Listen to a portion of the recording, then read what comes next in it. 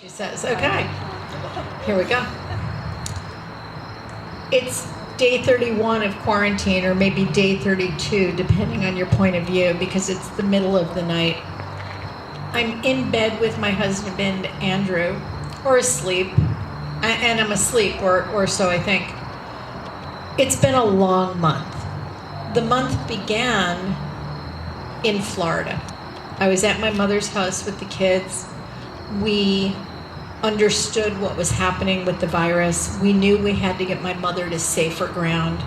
The four of us piled in my mother's car, packed to the gills with dry goods. In the wheel well, in the seats, every place we could put it was macaroni and cheese and flour and anything that wouldn't rot that we threw out. And we did this 26-hour drive north. We got home, and immediately my 18-year-old son, Jonah, his school closed. He wasn't going back until we didn't know when.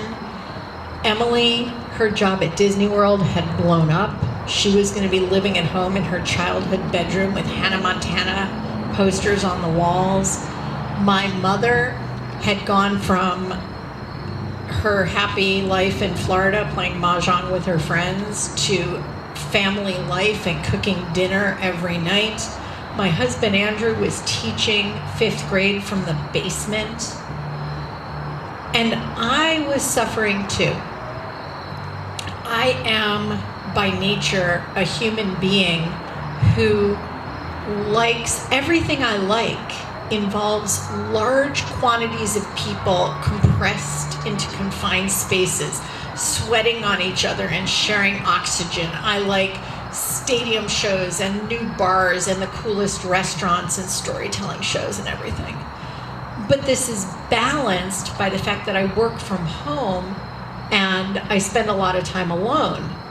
But now, every day, 24 hours a day, there are people in my house, and they have wants, and they have needs, and they are always fucking hungry, and they leave their stuff all over the place, and they talk to me all day long. And this is compounded by the fact that I take on responsibility for our safety. And the virus at this point, we're only a month in. It's like the early days of the AIDS crisis. Nobody really understands how this is getting passed from person to person. We're wiping down our groceries. We're locking the kids in the house. We are all, frankly, terrified. And here I am in bed with Andrew. And I think I'm asleep, I think I'm awake, but maybe I'm asleep. It's a little vague.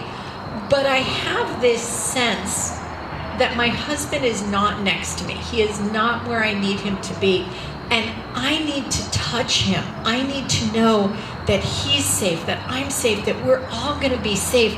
And I reach out for him. Only I don't. What I actually do is clench my fist and backhand him across the bridge of the nose with all my might in some sort of fugue state. And he sits bolt upright going, "What the fuck?"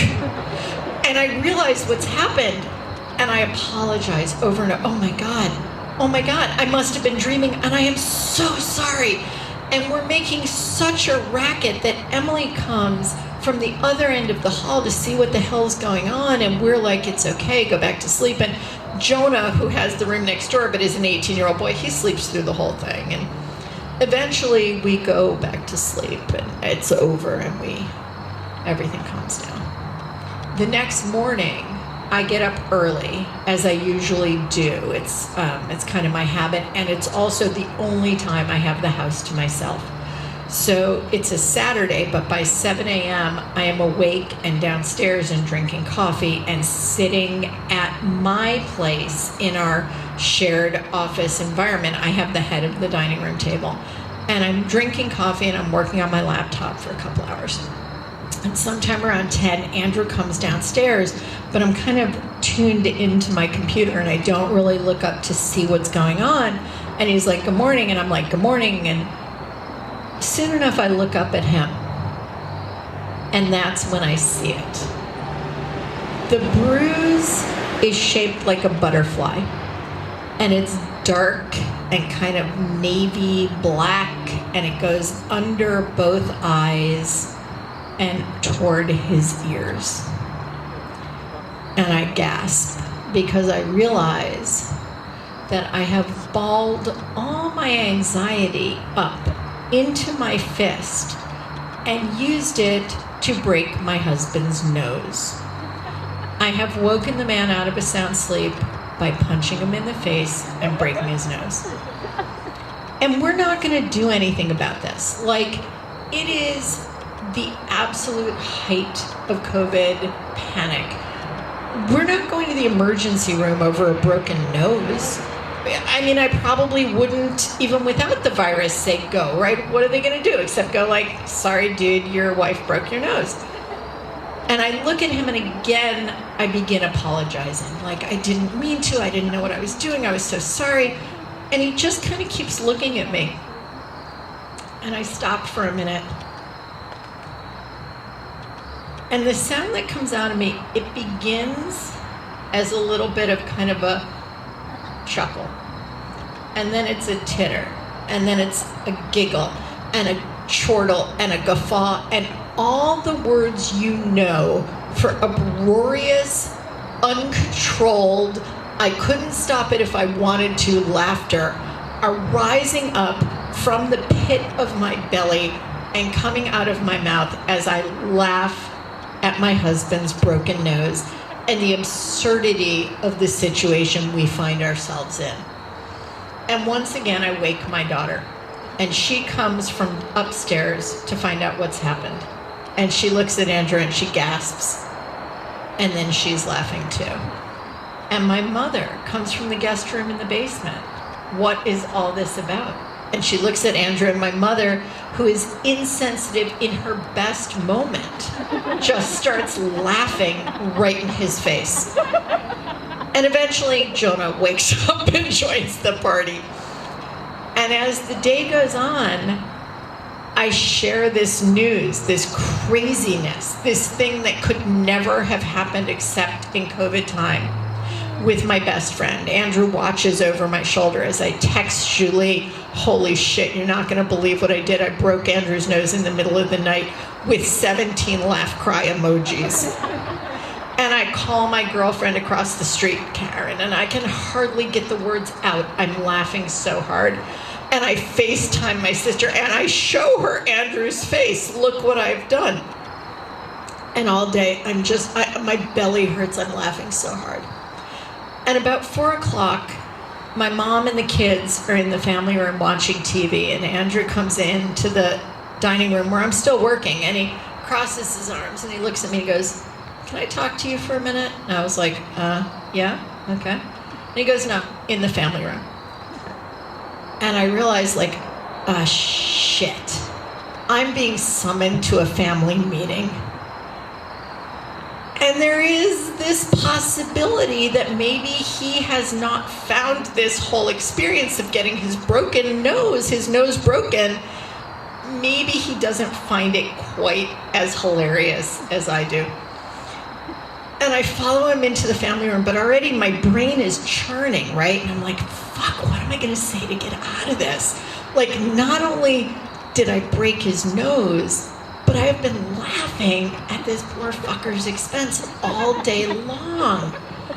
And I sit down in the family room, and I'm still like, I'm kind of fumfering, what am I going to do? And he looks at me again, and he goes, had a good time today? And I was like, well, no, I mean, it's not that fun. He goes, I think this is pretty funny, don't you?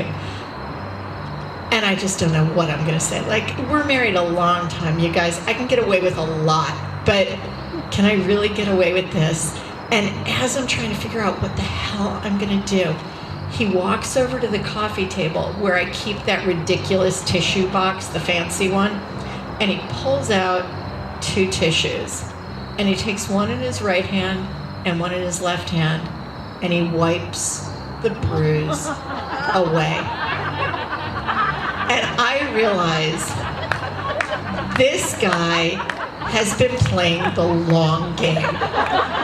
Since he woke up this morning, he has been waiting for this moment, watching me dig it deeper and deeper and deeper and biding his time.